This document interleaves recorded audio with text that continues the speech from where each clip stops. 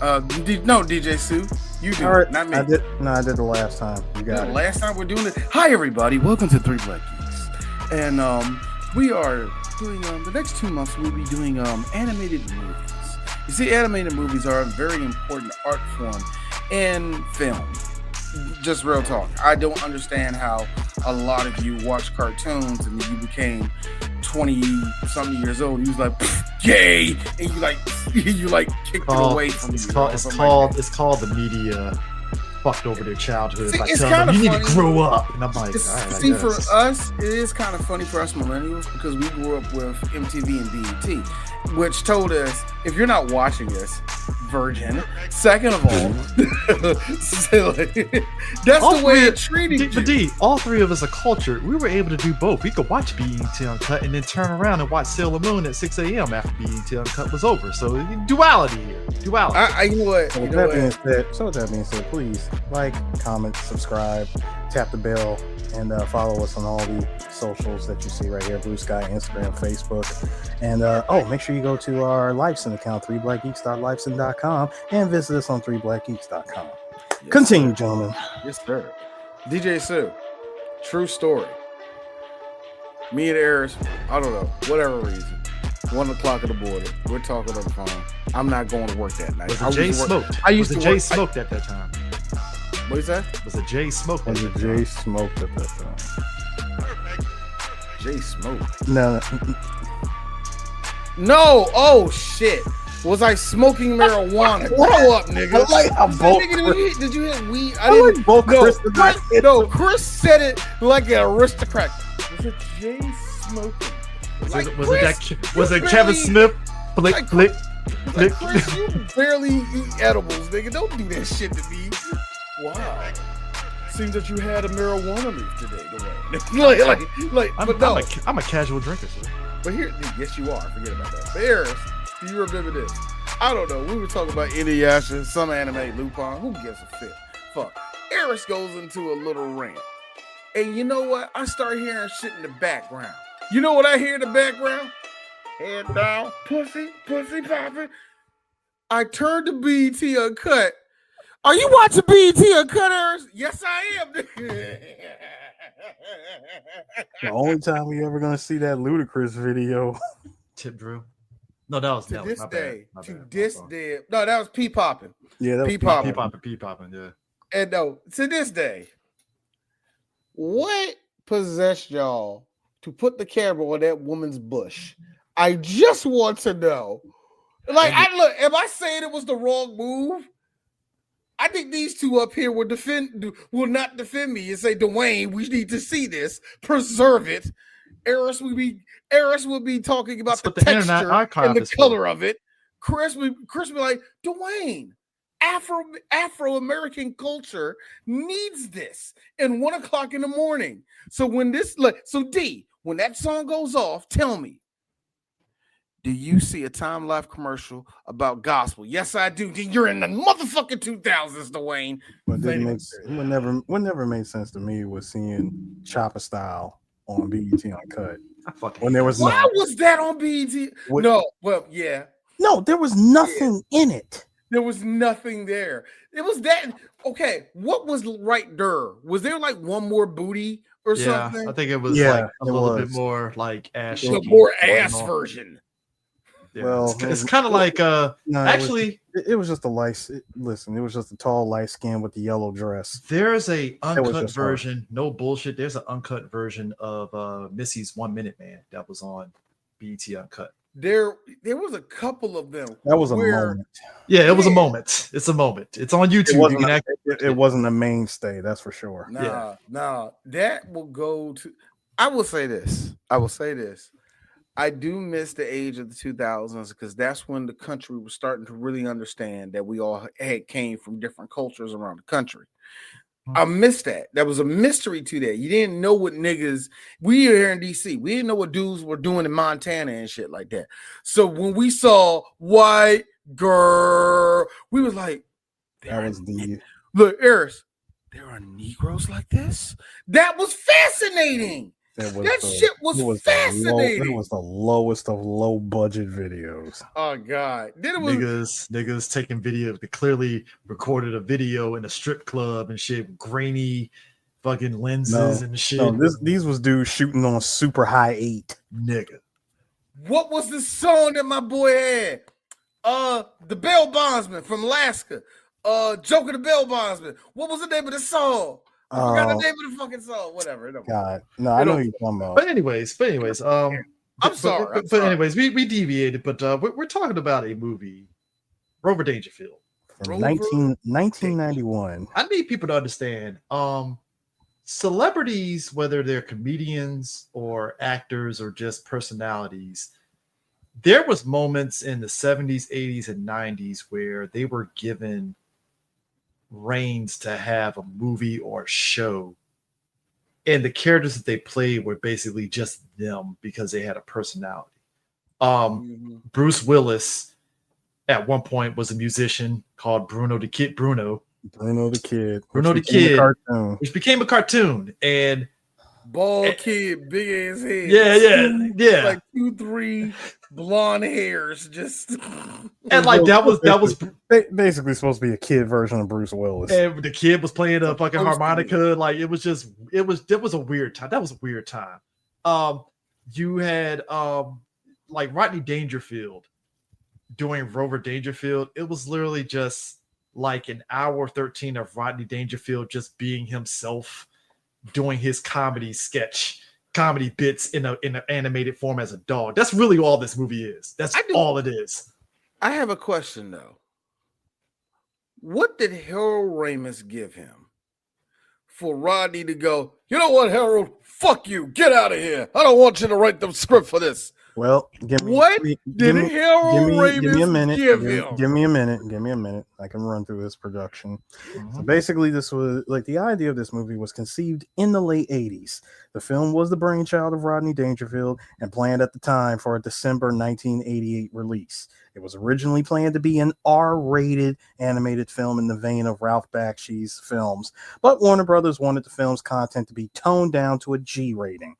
Initially, the film was set to be directed by animator Steve Moore, who worked alongside Rebecca Reeves on further developing the script by Harold Ramis. Written by Harold Ramis, attributed to Dangerfield. He would soon initially be fired by Dangerfield, who wanted him to produce the script as is with no further revisions. Ultimately, Moore remained on board the project as a sequence director. Ramis left the project not soon long after Moore's demotion. Cartoonist Jeff Smith, best known for the creator of self-published comic book series Bone, described working on keyframes for the film's animation to editor Gary Groth in the Comics Journal in 1994. Although he admitted that he had fun working on the film, he would describe the film itself as terrible. The film was preceded in theaters by a reissue of the 1958 Merry Melody short Robin Hood Daffy. A newly produced Looney Tunes short, Blooper Bunny, was originally intended to accompany Rover Dangerfield in its theatrical release. That short was shelved due to what Warner's considered irreverent satirical content, some of it aimed at the studio at the time. So yeah, that was the production. Here's the thing. There's a weird thing, and I know better film historians can talk about this, but there is something that you should know. During the 80s, Rodney and Warner Brothers were trying to pump out as much stuff as possible.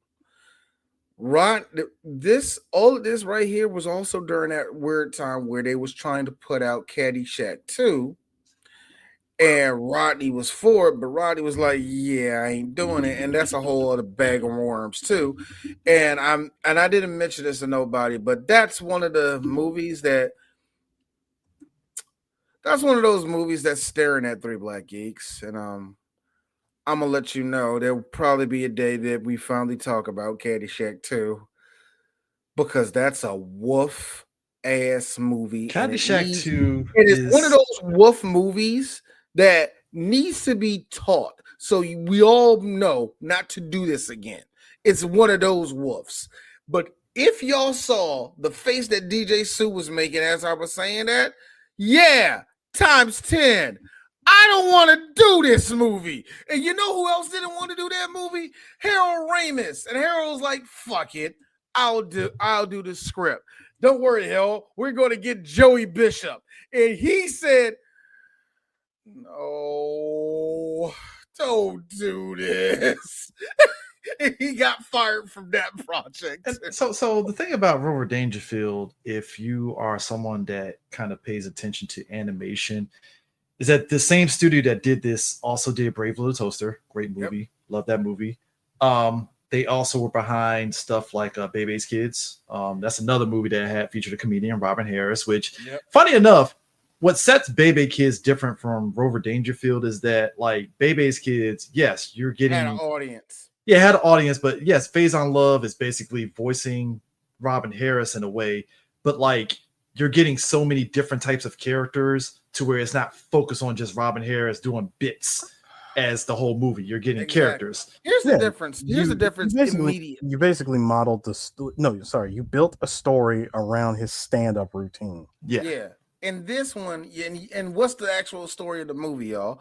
Oh, so a guy from the city goes to the country, and let me guess, and enjoys the country and assimilates with the country. And when it's time for him to go back to the city, or the plot that was within the city meets the country, oh snap, blah blah blah blah blah. Then let me guess, at the end of the movie, he chooses the country. Yeah, something you heard 1 billion times over. You know, fish out of water.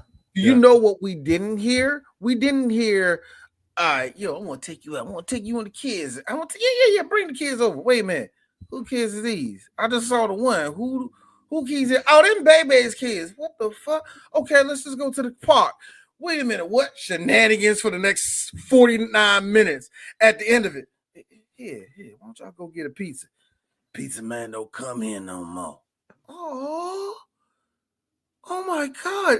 Did you just make me feel something, movie? Yes. Oh my goodness. And at the end, everything's happy. Las Vegas, baby. Pee-wee, no! Plus, test tube, baby. There was an actual story. Which is a perfect segue because this movie took place in Vegas. That is so funny. There's a lot of similarities to the movie. One of the biggest similarities is Bruce W. Smith. Mm-hmm. I need to take time real quick to talk about him, just real quick. If y'all don't know who Bruce W. Smith is, Bruce W. Smith is one of the most important black animators ever. He worked on the early Garfield shorts in the early 80s. He worked on character design for the Care Bears. He was an animated director on My Little Pony. My God, nigga, they rushed you through that. He was a character designer on the Transformers movie. He helped on animation on Who Framed Roger Rabbit. He helped he was a head animator for Happily Ever After, those fairy tales that came on HBO that were really, really good. He was a character animator in this. He was a character animator in Rockadoodle. He was the principal character, meaning that all of the character designs in Bebe's Kids was based after his shit. If y'all know anything about A Cool Like That Christmas, he was the motherfucking character designer for that shit. He was an animator. He was a supervisor animator in Page Master, a character designer in the Goofy movie. He was you said CJ and Bear and Jamal. He was a character designer in that. He was an animated director in Space Jam. He was one of the supervising animators in Tarzan. The Baboons and Rosie O'Donnell. Yeah, he made them. Time out, D. I find it funny, and Eric, you're gonna laugh at this shit. D skipped over Cat Still Dance. Oh no! I actually kind of skipped over that. My bad. No, that was my fault. I actually did. I thought you purposely did it because I did. I didn't mean. Okay. Cat Still Dance. He was a character designer. There are some of these I'm skipping because we don't even know them. He was a supervisor animator in Emperor's New Groove. He did Home on the Range, nigga. Really? Of course. He did Princess and the Frog. Come on, look at Keith Davis' whole character.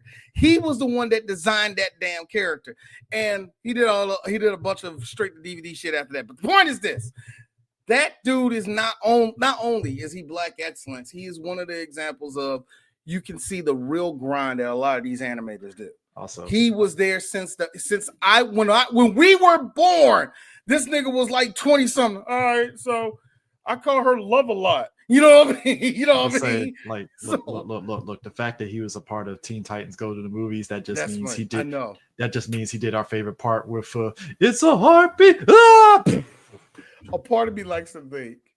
The part of me likes to think that he was the one that he was the one that came up with that joke. I know he did it. I'm just saying.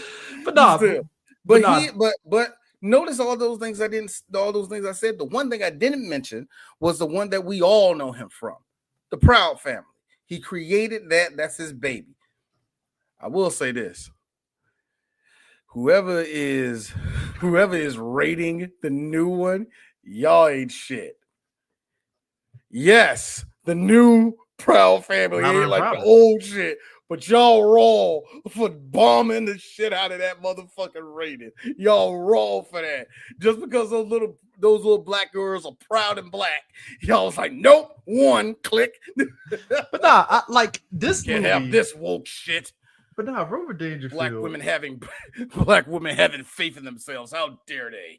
It's to what Sue said. It's very fish out of water. Mm-hmm. Rover is a dog that, again, it's basically Rodney Dangerfield being Rodney Dangerfield. Yeah. And essentially, he is a dog to a showgirl in Vegas. And her boyfriend, who is basically ain't shit. Too big gangster. Yeah, too big gangster. Too big gangster. Basically, when his Rover's master goes out of town for whatever she's doing, the guy was like, you know what? You fucked up my deal. Time to fucking ditch your ass at the Hoover Dam. Chris, Chris, I gotta say, come on, Chris. Does a man like this look like he will throw a dog off a dam? Of course he does. Let me look at his face. Go back to that first picture of Rocky. Not this one. The other one. This right here. I'm sorry. That looks like the perfect now loading screen for a GTA game. That nigga's neck. Gotta be honest with you. That is the most rough looking, I guess, good looking guy ever. Because Chris, that dude was born in 1941. Yes, he looks like that. Okay, first of all, his name is Rocky. Of course, his name is Rocky because his face looks Rocky. And second of all, again, that image is like this looks like GTA is about to load up. This is another one. The shoulders, the fat hand, I gotta be real. Just the facial, like just the animate, like just the drawing of the face alone, it just screams like early GTA game. People forget the fact that when we got animated movies during this time, the movies would go dark in ways you're like, well, that was totally unnecessary. You could have just drove 100 miles out, threw the dog on the side of the road, and then went back, and that would be in the story. I need the dog. I need the existent. I need to hear the sploosh. That's what's going to make in a bag. No. First of all, it was a duffel bag that was dropped. Duffel bag. And when it was dropped, hold on. Here's the best part. It dropped, and as you know, the Hoover Dam curves as it gets closer to the water. So the bag hits hits the incline, and you just hear that, and then it hits the water. I'm like, son, if this was anybody else in real life, you are dead. Peter that would be dog on your got ass. a concussion. At the most, it got a concussion and it drowned. The CTE of whoever is in that bag that they're suffering right now. But you know what? Look, Harris, I think Rover's all right. I don't think he's like dumb or nothing like that. Gotta be honest with you. That's nightmare fuel. Okay, we got to talk about this one thing real quick. They took it literal when they made Rodney Dangerfield into a dog. I got a question. So real quick, just real quick. Who was the audience? Who was the audience for this? Who the fuck said, you know what the kids like?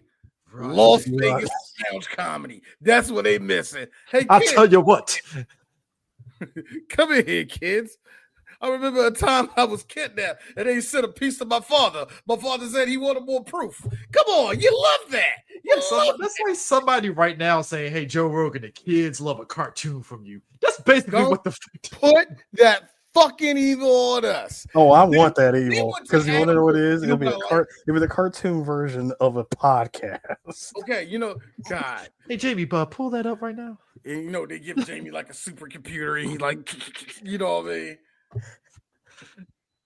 Damn it, yeah. Featuring Theo. Animated Joe Rogan smoking weed on the podcast. Come on, kids, you like Rodney Dangerfield? Yeah, me and my wife are happy for 20 years. Then we met.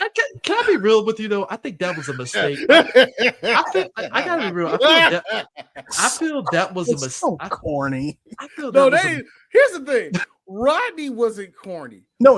I'm saying that joke, that particular joke is just corny. This is a good one because that's what they are. One-liners are not really like side splitting. They're more like they're supposed to be like that. You know, they're one of those jokes. No, go ahead, Chris. I'm sorry. I think the mistake that Hollywood at that time was doing was like they really thought that some of these old Hollywood stars were like able to like drive the kids to the movies, but they forgot like it only works depending on what your movie is. I think we talked at length when we did Naked Gun about how like when you look at something like The Rescuers, right?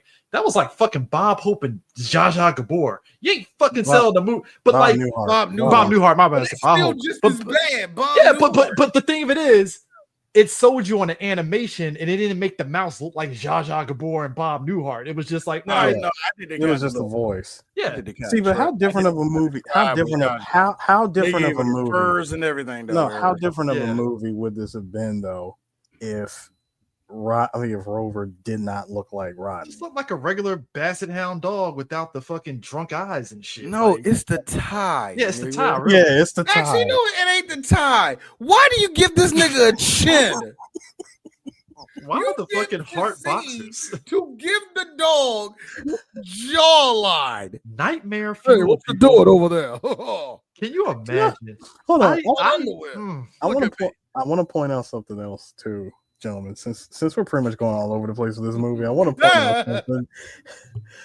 Okay, were you guys like me? Accurate. And you pointed out the amount of inconsistency with the drawing of Rover, because like one minute, like go back to the hard underwear. The hard underwear. All right. Yeah.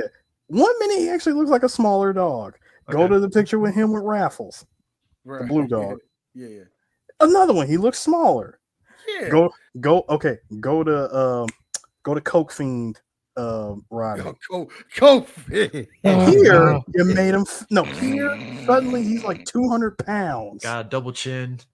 Boy, look at the nostrils. The cock eyes is what really kind of. Boy, that's a nigga that saw God and he liked what he saw. Well, you know. But here's the one I'm thing. just saying. But Eris, you make a point about inconsistent. The inconsistency was just driving me crazy. Because we talk shit about motherfucking Rocky and shit. But then I see this and I go, Rocky piping the shit out of her. Hey, let me.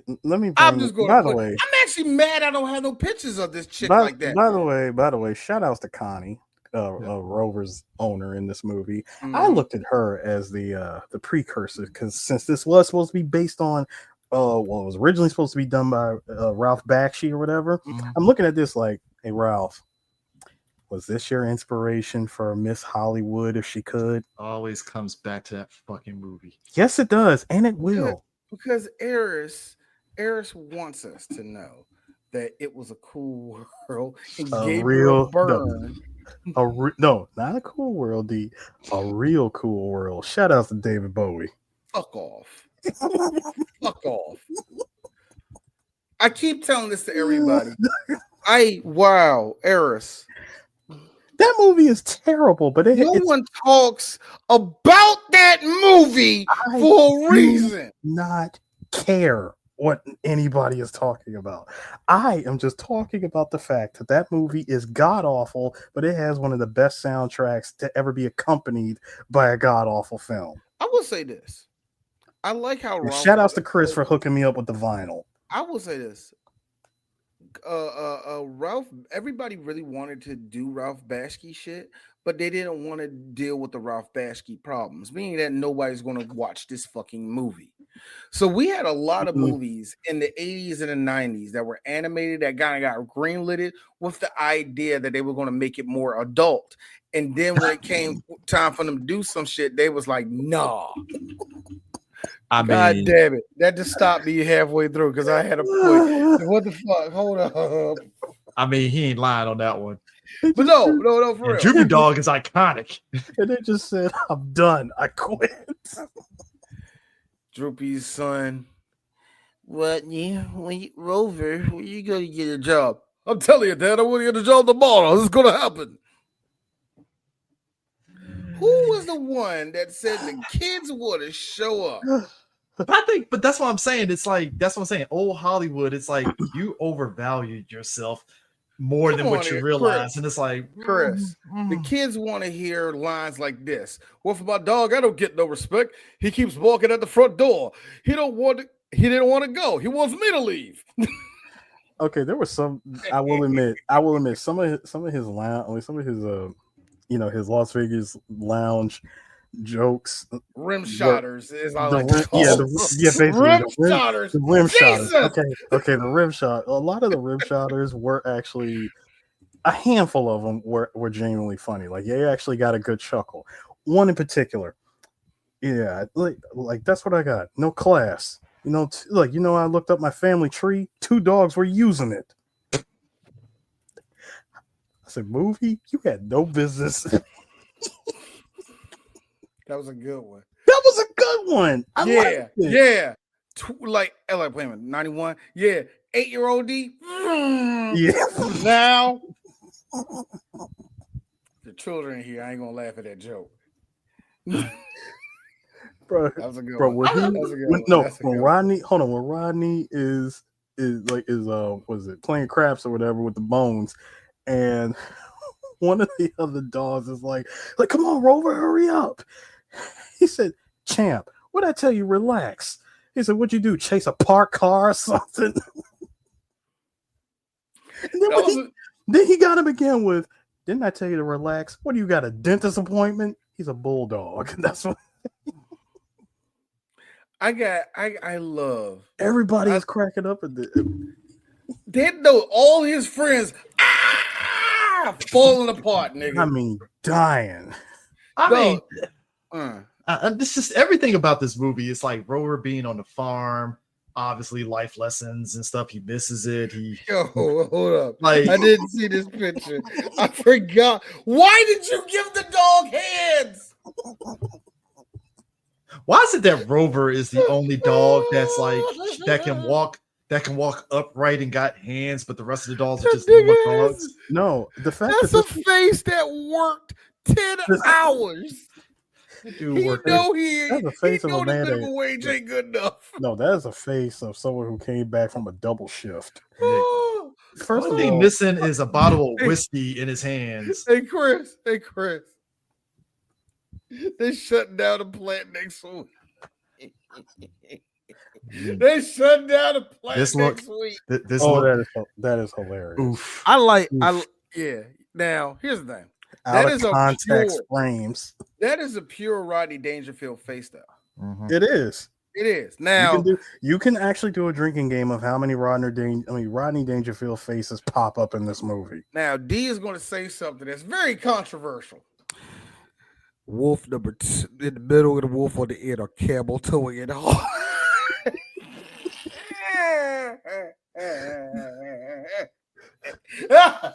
I gotta be real. You know what it reminds me of? This shit reminds me of? It reminds me of like how in the late 70s going into the 80s, they were still trying to sell us on George Burns. Yeah, they did. Ladies and gentlemen, George Burns has been mentioned on 3 Black Geeks. This is a crash course. He was a white guy, big ass ears, glasses, cigar. Was he funnier than Rodney? No. Was he funnier than Bill Cosby? No. Was he funnier than Richard Pryor? George Burns ain't really that damn funny. I got a third one. Don't let a mediocre boomer get wind of this. I got a third one. I got a third one that they try to push on us. Was he funnier than Dick Gregory? Fuck no. I have a third one, gentlemen. Bob Hope. No. Bob Hope was funny. No. Hear me out. Do you guys remember a time that in Tiny Toon Adventures, Henny Youngman was tried to be pushed on us? What was that about? Yes. I didn't understand what was that about? What the fuck was that? They literally put Henny Youngman in the Tiny Toons episode. I said, what kid in 1993? What child Between wouldn't no, know I'm who sorry. that is? But that's what I'm saying. That's That's what I'm What saying. child would know between the years of 1991 to 1993 knew who Henny Youngman That's what I'm was? saying. It's like there were Eric, Chris, we got this new episodes of Blues Clues. Not Blues Clues. We got this new episode of Paw Patrol. Jeffrey Wright, the kids want you. Come on. No, I'm okay. I'm gonna be real. I'm gonna keep it funky as hell. Okay? Oh man, you know he'll rock with it. I've been telling you, Chase, we done did everything we could in the city. I will say this as Be the millennials. best episode of Paw Patrol ever. As millennials, The city's coming down. Jeffrey Wright works with FEMA. Look at it. Oh, He works with FEMA like, do you understand what's in this book? We're trying our best. Gotta try harder, damn it. look at it. Tell Rubble to get over here. Rubble, what do you want? You dumbass dog. What do you mean? You son of a bitch. I know my wife.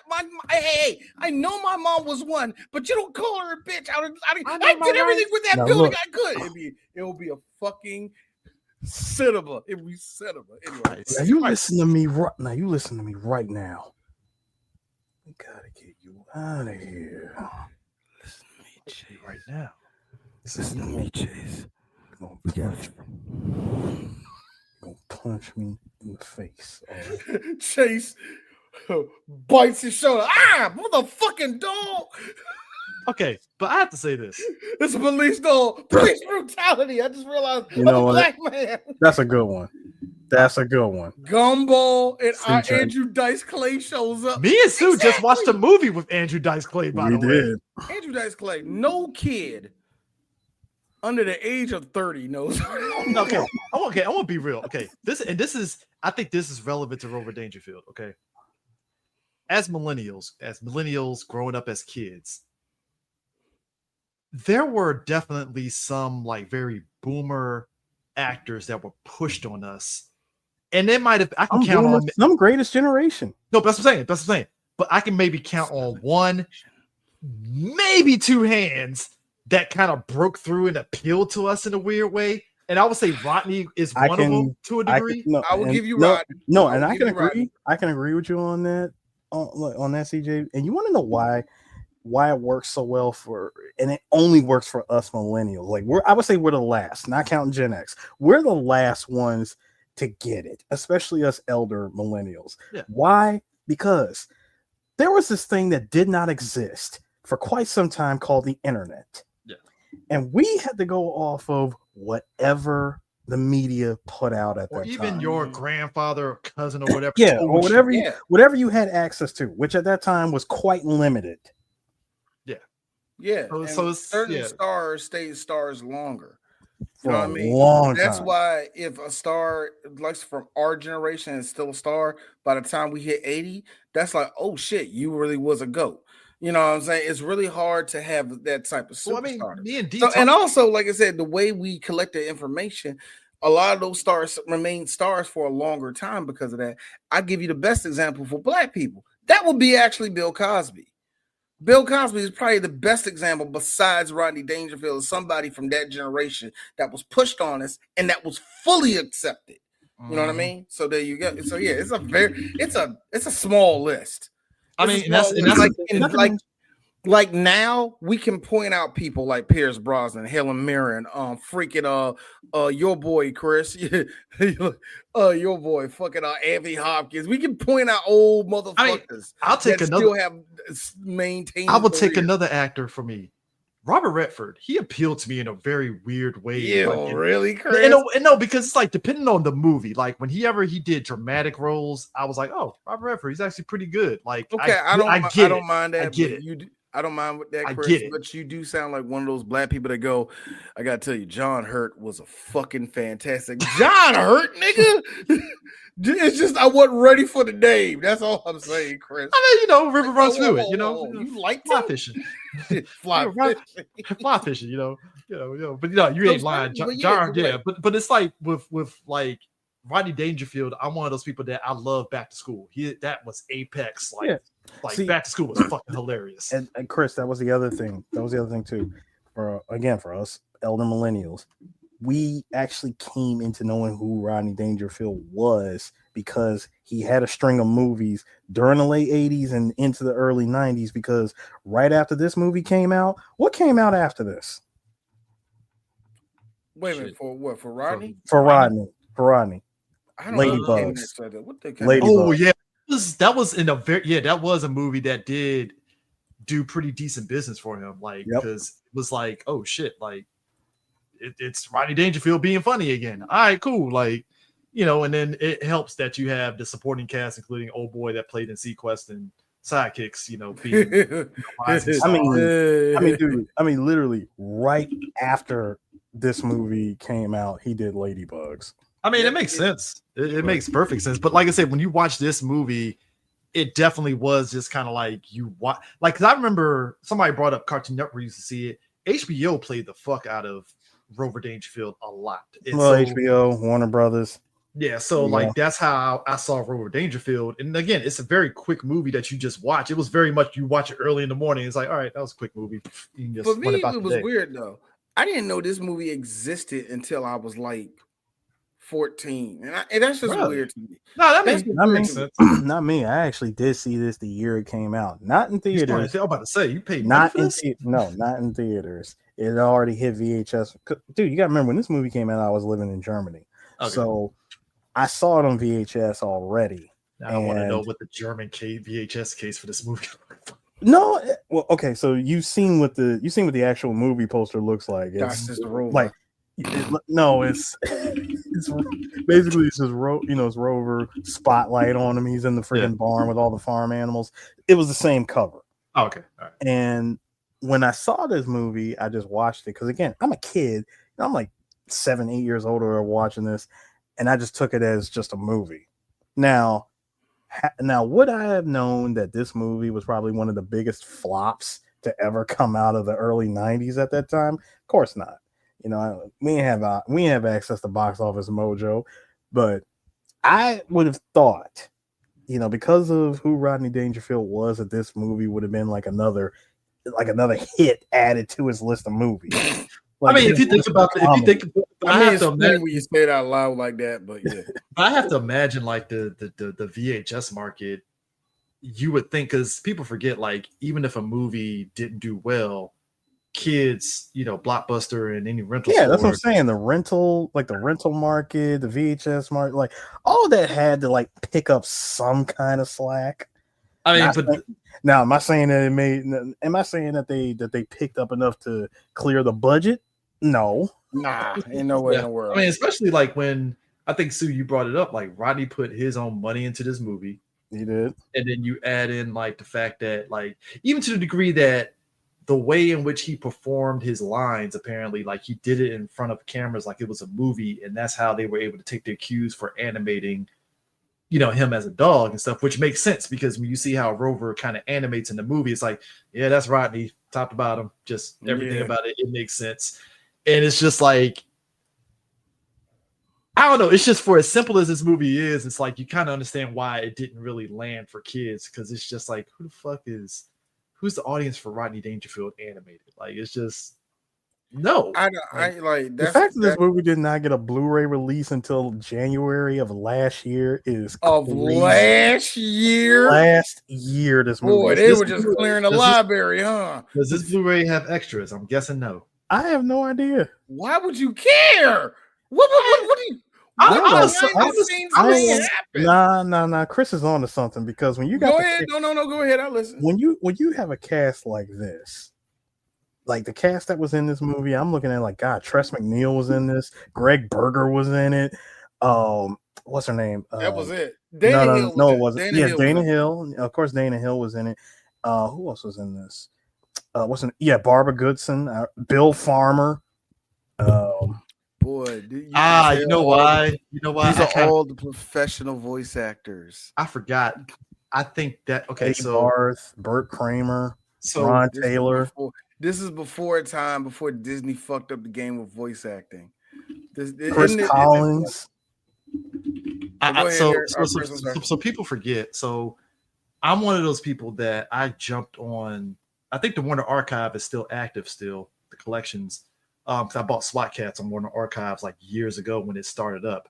Warner Archive collection is actually pretty underrated because the thing about it is they basically give it to you. It's an on-demand service essentially. They don't have like back orders of all these films because let's be real, like why the fuck do we need back orders of Rover Dangerfield? Like what the fuck like why would we need to print this? Yeah, so if we do an on-demand service for Rover Dangerfield, it's like, oh, we can just print it right there. Boom, it's yours. And the Warner library is fucking insane.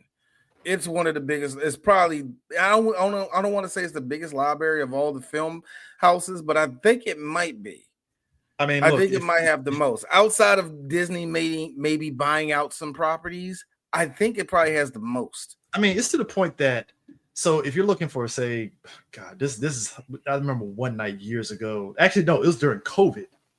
I had just went down the loop to see, hey, what's in the Warner Archives. I had no idea you can get all the seasons of Step by Step on Warner Archives. That was filmed in, yes, it was, because almost all the shows on fucking TGIF were filmed in Warner Studios. Mr. Cooper, Wayne's Brothers, Step by Step. Family Matters was too, wasn't it? Wasn't the Warner Brothers logo at the end of that? Yeah, I forgot about that. I forgot all about that. Yeah, so it's like when I saw Rover Dangerfield, you get on Warner Archives. I'm like, yeah, that lines up because it's like, hey, it's a service that helps in terms of like, hey, you want to watch this show? Perfect Strangers is the other one too. Like that. So oh god. So like when you said old, Chris, I got neck pain. So when you said Blu-ray, I was like, yeah, that tracks because Warner Archives is good for that because there are some there are people out here that want to collect these kind of movies just as a way of like, hey, this existed. But there has to be. Unfortunately, when it comes to any of these movies, when it comes to just the rarity of the said film, you're going to run into these problems. And it's so funny. Me and Eris talks at length when it comes to fucking anime and how it's preserved and all the rest of that shit. And it's like, it almost makes me feel, what's the fucking right way of doing any of this shit, to be honest with you? Because some shit just ain't going to get bought. It's just going to sit on your shelf and just collect dust. Not to say that there ain't going to be somebody that's going to come through like, oh, let me get this and shit. But you know what I'm saying? So what do you do for stuff like that? And sometimes your old property gets mislabeled and put in the wrong canister and sits in the back corner of other canisters for 30 years until one day somebody at the office stumbles over it, realizes it's the original film reels, and goes, "Oh my god, we can put this on Blu-ray." Shout outs to Project Echo. Like shit like that, man. Like, what do you do? Like, it's hard to maintain, especially what we're going through. And I hate doing this shit. Fuck you, Trump. But the shit that we have been going through in the world, for real talk, when it comes to media, a lot of people are appreciating the crazy ass aunties and the crazy ass. No, I'm sorry, not crazy. All your aunties and uncles who recorded everything because they had autism. They weren't fucking crazy. They were autistic. But all of the niggas that recorded that shit, we're finding out those are very important because that's actual shit you can't change or doctor and you can't do nothing to. So it's very important that we have a lot of those there. You know what I mean? Oh, and it's a real thing, and it's a real thing too, Chris, because apparently a national light skin recorded, recorded stuff from just straight up recorded television from the 1970s, 80s, 90s, well into the early 2000s, all on VHS, and has been trying to get it uploaded and digitized and uploaded into archive.org. Yep. Ironically, that's how stuff is in there too. You know, it's like that's fucking amazing. Ironically, the Internet Archive is how we were able to watch Rover Dangerfield because ain't that about a bitch? That's actually how we also watched on Castle Cagliostro and one other movie too. Internet Archive is great for that because I forget how clutch the thing is sometimes. But you also, because people forget too, like the early internet, there was a ton of websites that had movies that I hadn't seen in fucking years that never saw the light of day on a DVD or Blu-ray release. Like, I think it was like forever stuck on VHS. Yeah, like Castle Dance is an example. I totally forgot that movie existed, and I saw it on one of those sites, and I was like, "Oh shit!" And let's not forget. about all the jungle movies that came out in the 1980s with some action star on the front that only got a VHS release and will never get nothing else. That's on the fucking So when you look at Rover Dangerfield, track lines and everything, but it's on the archive. Because I gotta look at this because the box office it tanked the fucking box office. I mean, come on, Chris. Dude, it got like 11%. Glorious animation of the sheep. It's 11% on Rotten Tomatoes. I mean, what's wrong? Like, look. Honestly, guys, what's so wrong about the movie, man? Is it because Rodney Dangerfield found a way to sing at least 4 different songs on this shit? Rodney's not a bad singer.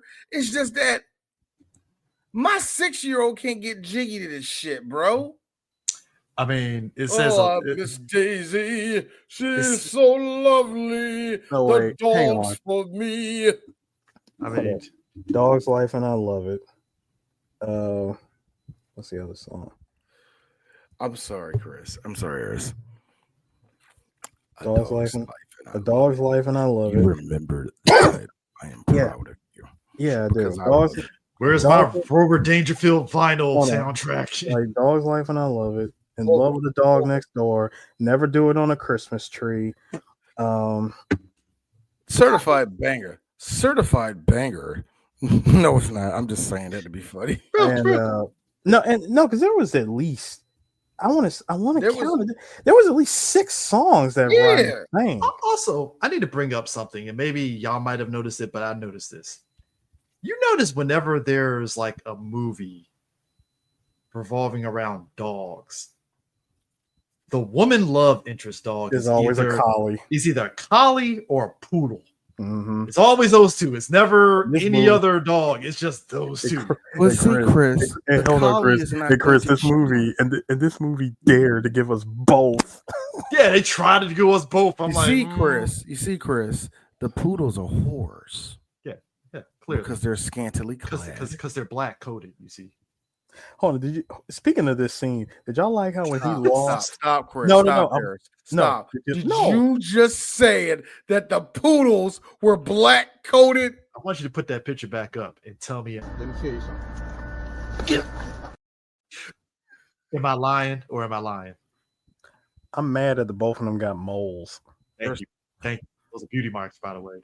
Yeah, the beauty mark, whatever. That's Gina. The one that Rodney is looking at, that's Gina. She actually has 3 kids over at the doghouse. She take care of the dog. Her boyfriend is this big ass pit bull. He went to the pound once, but he cool. He been putting this life on the straight and narrow. You notice the dogs that those two end up landing in was like the most like.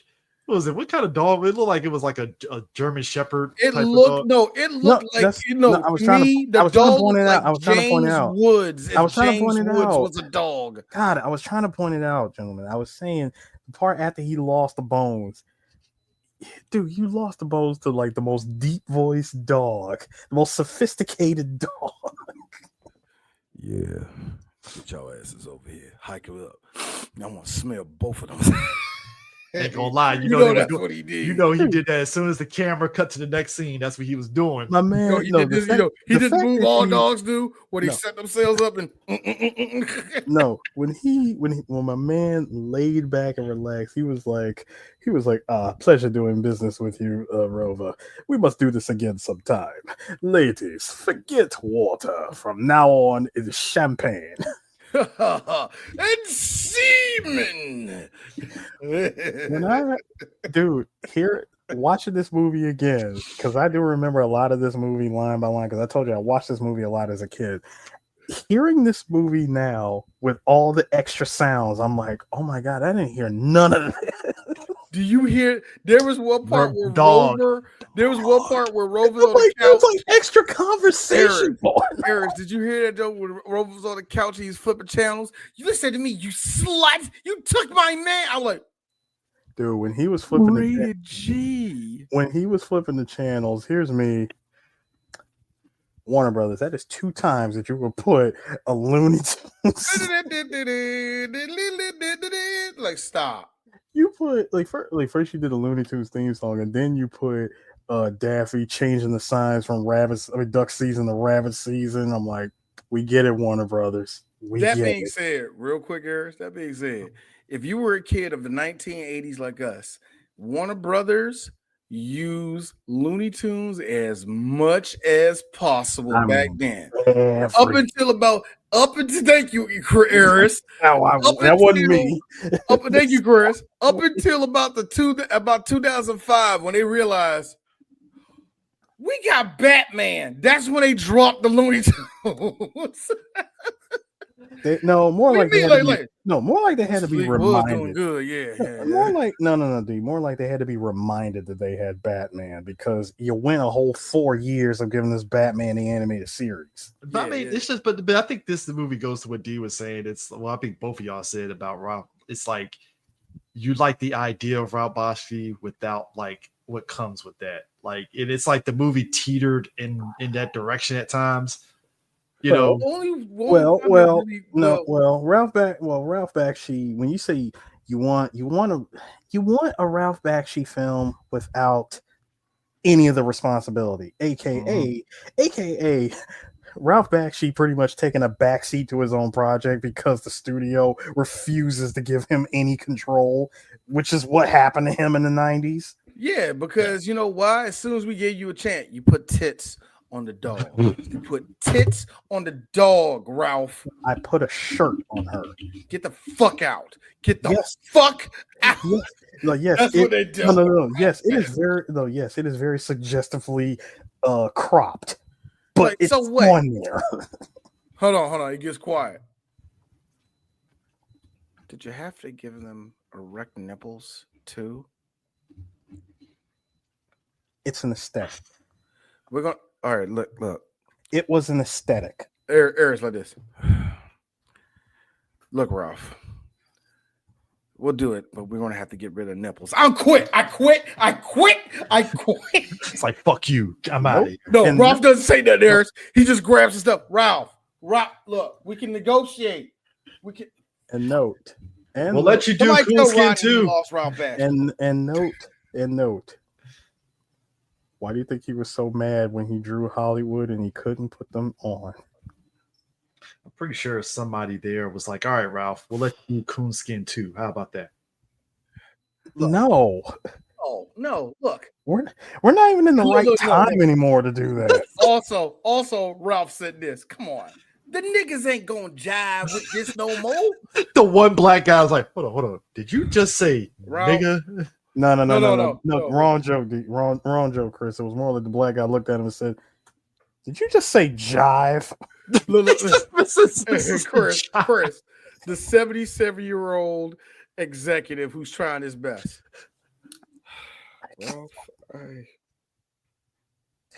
Jesus Christ! This is why we haven't been calling you. Jesus Christ! This is why we haven't been calling you, Ralph. I tell you, he should have cashed in early with Netflix.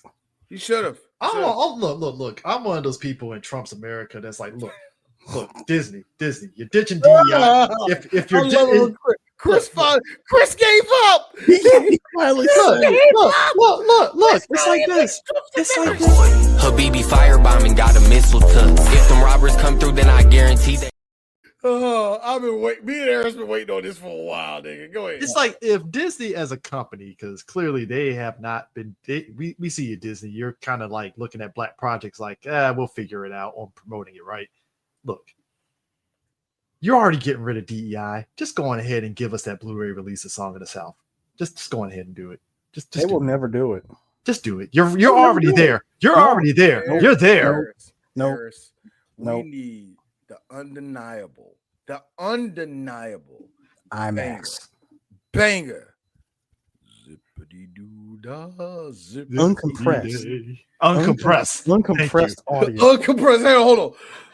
The Negro race is inferior in every way. We need that 4K steelbook. 4K. I need interviews. Thank you. I want the metal popcorn bit. I need interviews. Give me the interview with Ed Eisner doing this in the 80s. We can't do that. What do you mean you want to bring it back? They say colored in that movie. We can't do that.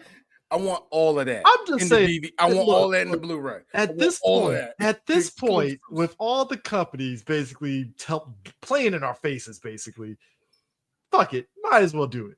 I'm just saying against me. White America, y'all don't want to call us nigga. Do the second best thing. Drop Song of the South on Juneteenth next year. You know what? Fuck that. Really hurt us. Putting on Martin Luther King's birthday next year. They already did enough. They already did enough. No, dude, they already did enough. They held the inauguration on Martin Luther King's birthday. See, that was. Hold on. Stop, Eric. Stop, Chris. Fair. I will say this though. You can't up that ante any more than that. I will say this though. Life has a funny way of playing. Because despite all the fucked up stuff, I like how stupid this administration is because that sad ass fucking army parade with the creaking of the wheels. I swear to God, I died because you would think that was somebody that manufactured the sound, right? I think they did. No, they didn't. Chris, they didn't. This is what happened. They got off brace. They heard that bitch squeaking. The corporal that's over all that shit. Nah, let it go. Fuck this nigga. I'm working on a weekend. I ain't supposed to be here. I'm gonna say it.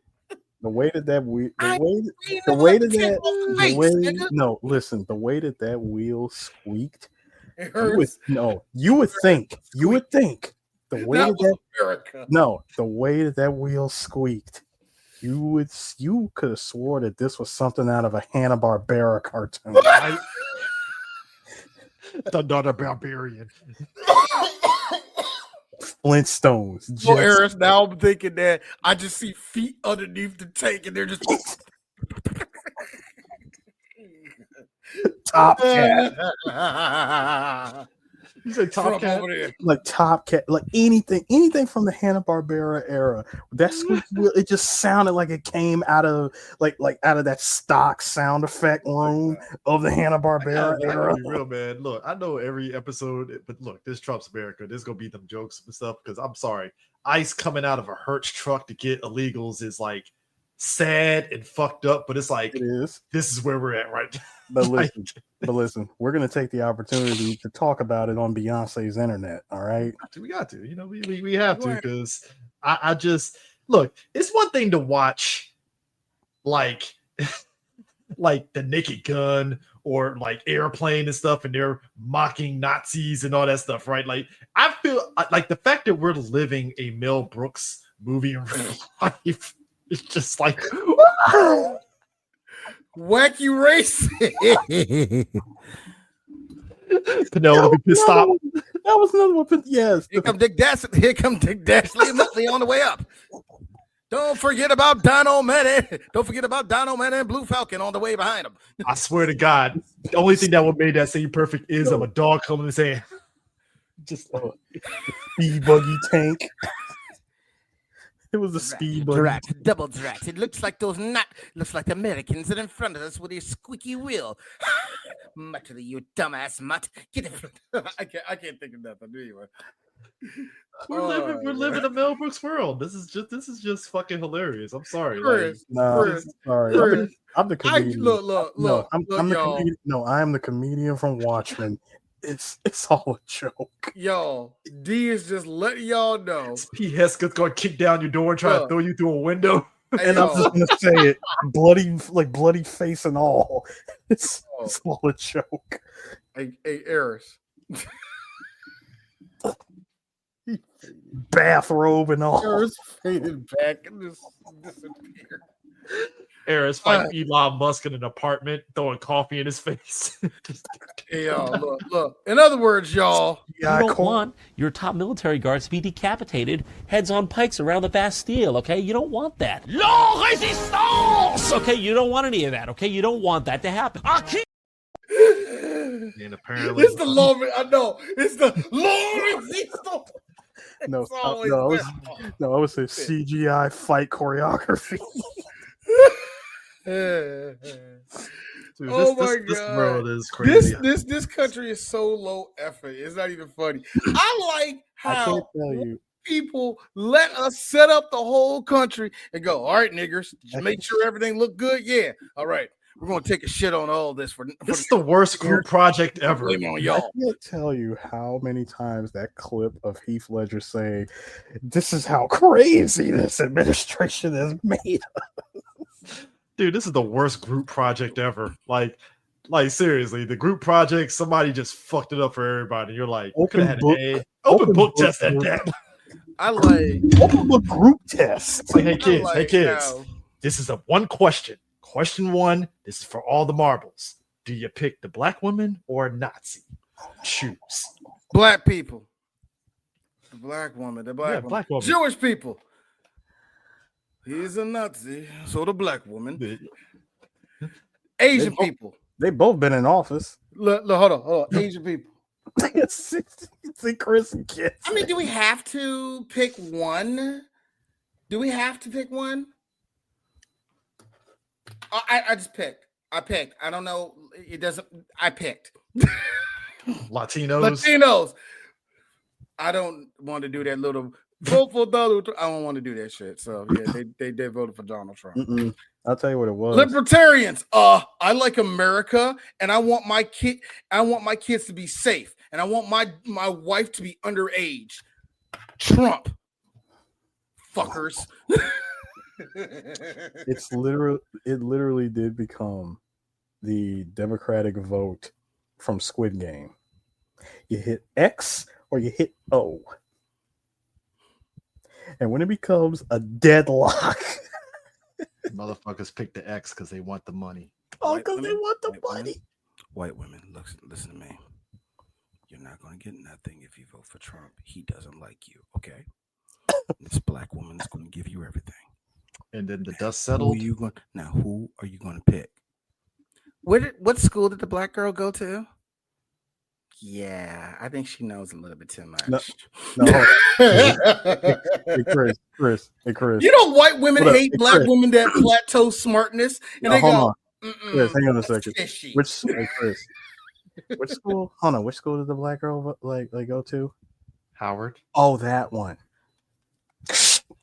Yeah, let me get the other one. And then the dust settled. And they rip off the blue sticker and trade it for the red one. And then I mean, I voted for Hillary, so I voted for a woman already. I feel there were two things that happened. Black people started off like this when the dust settled after the election. What was the reason? I had a reason. What was the reason? I just explained the reason. What was the reason, bitch? I don't. And then later on, Chris, I know you're gonna bring up another example of what we are now. We are going to be that, but I like to put out there we're still yelling at everybody. But also, it's acceptance because I think all three of us are like this now. Again, it's like poetry. So if they rhyme, every stanza kind of rhymes with the last one. This is every day, like poetry. It rhymes. You see Nazis just every day and Gestapos. It's like poetry. No, they're back. America once fought them, and now they have to fight them again. But except this time within, it's like poetry. Kind of winged it at the end of that shit. I didn't like it. This is like dumb. This is like, dude, this administration is dumb Xeon. That's all they are. They're dumb Xeon. That's what I said. Hold on. I told y'all. This is the first time in American history that an administration became more unlikable than actual Xeon. I like how, Chris, you said dumb Xeon. I like how in the last time they were here, John Oliver said it best. Stupid Watergate. Because that's all it was. It was just stupid water. How was it? Was Watergate. It was literally Watergate. And we finally were like, you know what? We got out of it, America. We got out of it. And then you motherfucker said, full board, bitch. What? So let me get this straight. Let me get this straight. You had a nigga that cheated on you for 4 straight years.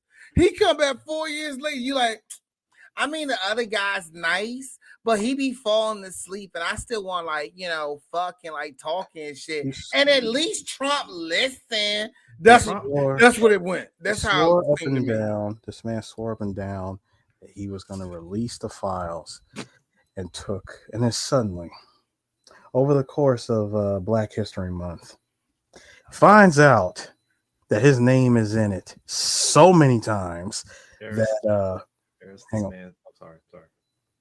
Found out that his name was in it so many times. His first reaction was, "The dig is up. Run, wastebasket, run!" Eris, this man. The wastebasket was all the rest of the pedophiles that know their name is on that list. It is so funny about this list because Democrats are like, fuck it, release the list. I know there's probably some Democrats on there. Fuck them, release the list. Oh yeah, they said straight up, like, look, we don't care anymore. No, we ran out of fucks. No. Not that we don't care. It's open season on anybody and everybody. You know why, Eris? I mean, not why, but you know what's going to happen if they released it and we see 3 Democrats on there? You know what's going to happen? Jasmine Crockett. Get them motherfuckers. I told you. I knew that nigga touched little boys. I knew that. That is exactly. No, they don't care. Get them out of here. They don't care. It's like, all right, get them out of here. We don't care. But what if that person you're getting rid of is like your friend? And you really like your friend? There's no love lost. Like, come on. Like, dude, the FBI redacted Trump's name. That's how you know he's guilty as fuck. Like, what are we doing here? Like, come on. Like, they really redacted his name. Well, yeah, Trump, multiple times. You can't keep getting away with it. Rover Dangerfield, ladies and gentlemen. Rover Dangerfield. This is what we do to Rover. This is what we do. No, I hate this country so much. I swear. I mean, you're going back to Japan, dude. No, it ain't enough time. Okay. Anyway, this is what we do to Rover Dangerfield.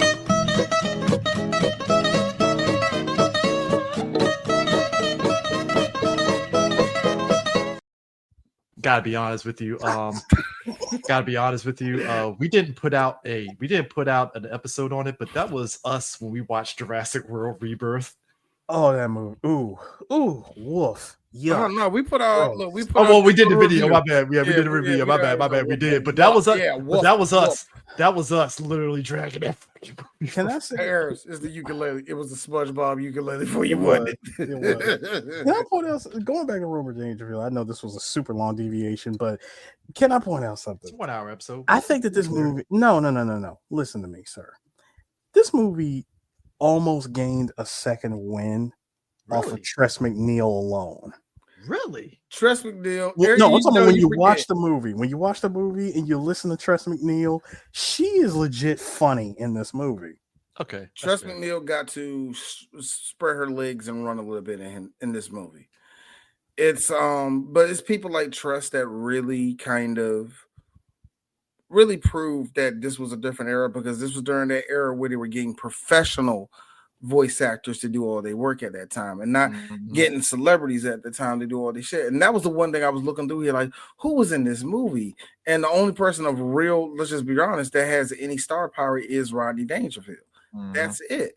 The only other thing we got is the woman that did Daisy's voice, who did that. Yep, Susan Boyd, who would go on to be the singing voice for Cameron Diaz. And here's the thing: professional voice actor. Most of those professional voice actors can sing. And that's why, despite him being a gay man, when Kevin Conroy started singing "I'm Blue," all the girls, man, they heard that baritone came out, like, oh my god, he's singing, Batman's singing. And then not only, like, also in this movie, we were, God, this movie did come out like 3 years prior to my favorite series, my favorite animated series on USA. we got both Dana Hill and Greg Berger Dana Hill and Greg Berger 3 years before playing Charles and Mambo, and of course Cornfed from Duckman. Dana Hill would, because of her. If for anybody that don't know Dana Hill's voice off of just Charles and Mambo, I give you another one you probably don't know her for. Max off of Goof Troop. Say Max off of Goof Not Troop. off of Goof Troop, not the Goofy movie, the Goof Troop. Now that being said, because of her, and I don't want to fuck up her name, but girl that does Bobby Hill's voice got to run because Christine Cavanaugh. Mm-hmm. That Christine Cavanaugh. That ain't her name. No, that's Pamela. Pamela, what's her name? Sorry. Christine Cavanaugh is she was Dexter. I know she was Dexter's voice. Pamela Aiden. Pamela Aiden. Thank you. Because and Pamela Aiden is a writer and a comedian too. But no, I'm just gonna keep it real. You're a voice actress and you kill at that shit. Because of Dana's voice, I think it gave her a pathway to do that little tomboyish voice, which I gotta say, King of the Hill, I'm cool with her still doing Bobby's voice as a grown ass man. I thought I wasn't gonna like it. It actually kind of still fit. Hey, look. I may do a review of this new season of King of the Hill. I know Sue. Look, real quick. I know people are kind of like feeling weird about Khan's new voice. Makes sense. It's Ronnie Coleman from The Daily Show. I think he needs a little bit more time. I think do the voice. I think he's way too authentic. I see what you mean by that. I will. Be fair, if you got another girl to do Lauren Tom doing her voices on there, it's going to be like, they're not Asian enough because she had the right blend of Vietnamese. But not. It is. Speaking of which, real quick, we talked offline. We're not doing any of the Land Before Time movies. We'll probably do the first one, but that's it. I will tell you this. I'm sorry. No, wait. Hold on, D. Hold on. We are going to do the first. No, D. Hang on a second, Chris. What Land Before Time movies? There's only one movie. I know. Oh, I'm saying. Right, duh. I'm saying. Yeah. I didn't. Why the S? I forgot. There's only one Aladdin movie. There's only one. Yeah. Whoa. Time out. Trilogy and a show for Aladdin. Put some respect on those movies and the show. Hey, Chris, respect these balls. No. D, I got you. Chris, I need you to remove the nostalgia glasses for a hot second. To remove, please. There was only one good movie. The second one was literally a 90-minute episode from the TV show. And the third one, honestly, is what the second one should have been. Yeah, and we had the TV show, which was pretty decent. TV show, which TV show was cheap, very cheap. And we just be real. All those Disney afternoon cartoons were Goof Troop was good. Gargoyles was good. Hold on, cheap. Now Gargoyles. No. Gargoyles actually had a budget. Gargoyles had a budget on that. Gargoyles had a budget. Goof Troop, I would say, probably had a better budget than Aladdin, and. I like how Aladdin wasn't given a budget. You can tell. Let's just keep it a full stack here. Whatever budget was given to that Aladdin show was the same budget that was used to make that second movie, and it was on the same. I'm gonna hit you with nostalgia with the Airs. It had the same budget as Marsupilami. Yes. But the point is, no. And the worst part. Hold on, no, hold on. Hold on. Wait, I got I got it. Hold on. The Bengay is over there. Listen. This show had bonkers level budget. Bonkers. The point I was making. The point I was making here is there was 13 alleged Land Before Time movies. 13. I'm on it. 13. So I got a question. 14. What were they looking for after the third movie? What were they looking? Yeah, there was 14 movies. 14 the last movie came out in 2016. That's when they said we're done. You want to know what's crazy?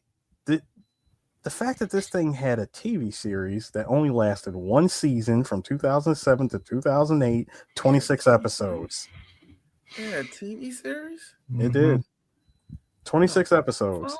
Universal really did that. But anyways, we're only doing the first movie because that's the one that was memorable and everybody. It's the only one that counts. Yeah, that was during the time where it was like we got a super serious dinosaur movie. So, but anyway. One more thing. What was his nigga name? Rashes. Raffles. Rashes. I put some kind of respect on this movie just off of my own nostalgia because I did watch this a lot as a kid. I don't blame yours, but I had to get back joking. Yep. But yeah. Ned Luke. Mm-hmm. Ned Luke had a career to me where he had every right 2 years before he got his chance to do GTA 5. He said, you know what? I'm done. I'm semi-retired. Come on, what kind of work do I really get, man? I don't really want to do this a lot, whatever. And then 2 years later, his agent like, all right, check this out, Ned. I don't know what this shit gonna work, but they need a dude that look kind of like you. So go ahead, try it out. He went in the tryout and he ended up being in, let's just be real, a video game that's in the top 10 greatest of all time. I mean, the story and just characters are just he's like to go from pretty much nothing to being in one of the biggest things ever. You're going to die and your great grandchildren are going to still see that game around. That's kind of how powerful that is. That's just amazing to me, man. That's just kind of cool. What's next on our document? What's up, sir? What's up? Oh, just the plot of this movie. You know how this movie tried to bring in the importance of like a certain element. For example, the wolves that were howling. Oh yeah. And Rover was like, "What's that?" The other dog comes out. The wolves. They're hunting. Be careful out here, Rover. They've known to kill a chicken or two. Look, that's supposed to scare me. I ain't no chicken. Wolves howl. See Rover turn into a chicken and midway while in chicken pose, grab the door and close. Sorry, that part was funny to me. I got a genuine laugh out of that. You know what a genuine laugh I got? When he gets back to the farm and Daisy's all like, "Come on, Rover, I got something to show you, bruh." And you see them kids show up right now. I have 2 questions, just only two. I don't have to do a whole lot. All right. If you want to know when, I'll tell you. Eric. No, I already shut up. Number 1. I already know when. Number 1. So you just gave all. So why did only I understand that they look like their daddy and you want to give them ties, but who bought the red ties? And number two. Wait a minute. Oh my God! Wait a minute. She's here. I gotta go back to Las Vegas. Why are you leaving? I know. I gotta go. You left your girlfriend. You knew you got her pregnant. You had to know you got her pregnant before you left Rover. So I got a question. You just okay with being a daddy? You just gonna show, hey, 6 kids. Like, I'm ready to be a father. Like, wait a minute, are you? She's like, yo, wait a minute. You go straight up bachelor.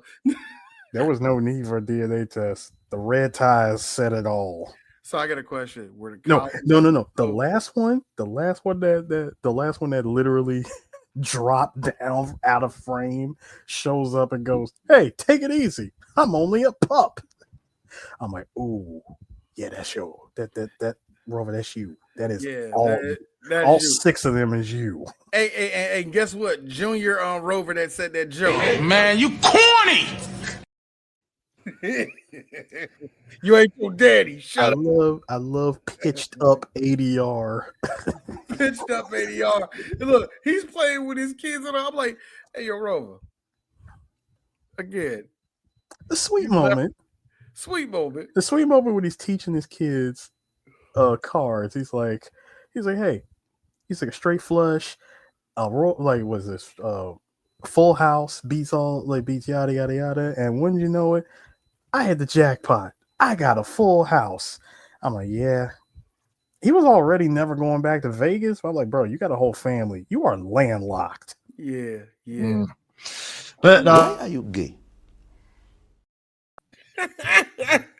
Well, I heard that. Not yours. I was just saying, why that I clip, got a though? full house as a father. Gay.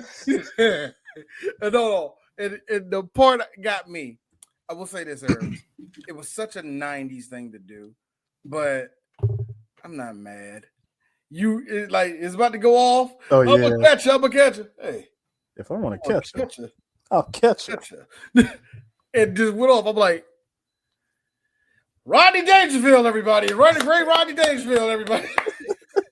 We've enjoyed him for the last 2 months. We've enjoyed him for the last 2 months of production. Anyways, I understand why John Peters kept him around, Warner Brothers, but at the same time, I know one of them execs, man, if you tell Rodney I'm take his ass off the goddamn lot, if I see him up here one more time, hey, I had my father left me. He didn't want me no more. That shit, if I hear him one more time. So, what we have next? Anime. Oh, anime. This one, I don't know when this one we've been wanting to do for a while, and it was finally time for us to do the first season of a show that blew everybody's fucking balls off. Attack on Titan. The first season of Attack on Titan. I will say this real quick, before we end this. For me, Attack on Titan, the second I saw somebody get bit by one of the motherfuckers, that's when I was like, what are we dealing with as an anime here? Hold up. And then we saw the one, my favorite Titan of all. Yo, move! Nah, my favorite Titan was like during the first episode, long hair version that posed like this. I think the Busey jokes are going to come out next week too. Oh yes, I will say There's this. There's a couple of body Titans. Son, that regenerator head turn with the smile, and oh god, it was that fresh perm long hair that just had me like. I think it's more the idea. Nightmare fuel. This is nightmare fuel. I think it's the idea of swinging on the motherfuckers, kicking ass, going directly in their mouth. I think the thing that got me with this anime was like, all right, action and all that stuff. I think the thing that kind of, I ain't gonna say it blew up a red flag for me. It was more like, I hope you don't fuck this up, was the mystery of it all. In that first season, slow built up mystery that you really didn't see pay off until later seasons, but it was like this first season really had you kind of like, number one, you're wondering, what is this world?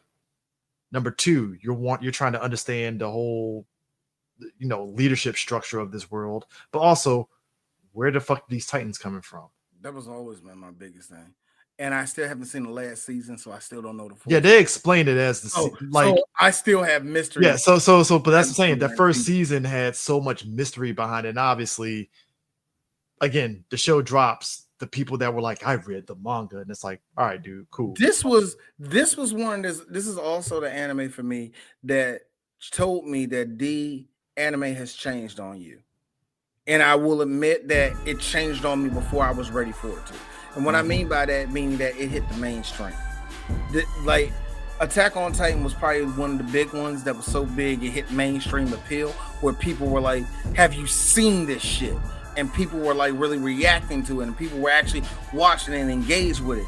And that turned a lot of people who were at the time like in their mid-30s or younger going, you know what I didn't say yes to in high school, but I'm kind of interested now? Anime. And I'm going to be annoying as fuck about it. But that being said, though, Attack on Titan, while I will refrain on its greatness of an anime, like where it ranks on a great scale and all the rest of that shit, to me is one of the important ones, just for the impact it made in all of it. So yeah, so we finally get to talk about that shit. Yeah. So yeah, Attack on Titan. Also, it was also the anime that I found out that people was like, you read the manga? Yeah. This is the first time you read a manga. Oh, and you're trying to keep up with it and all the rest of this shit. As a person that's been watching anime since 1992, it's expensive. So you got but I also feel too with Attack on Titan. If you just in terms of the series totality, it was probably the first time where the person that created the show, well, the manga and stuff, when they finally did the final season of the show, the manga had also just ended at the same time, which is a rarity because it's like, and I think a lot of it has to do with just the fact that, like, when you look at manga compared to comics, manga, a lot of those creatives take their sweet ass time, like when if they they're go through, lucky. if they're lucky. Real, if you're lucky, you can take your sweet ass time. I mean, we saw what happened with Bleach. You saw T.A. Kudo when he got to that last one before he came back, he was like, "No, fuck you, I'm taking a break." Like, he took a break. Toriyama, to his extent, like, yeah, he was like, yeah, I ain't making Dragon Ball for a while, so y'all can stop looking at me. like you have to take that break. And some animators, some manga artists, they luck out, like your boy on that did Berserk, but he lucked out and didn't finish his fucking work. And yeah, that's unfortunate about that. Yeah, because that means that Homegirl's going to be just deaf forever, and Guts is never going to have no closure. Griffith just took over all of medieval world or wherever they live at right now. Yeah, but anyways, Attack on Titan next week. Yep. Catch you guys later.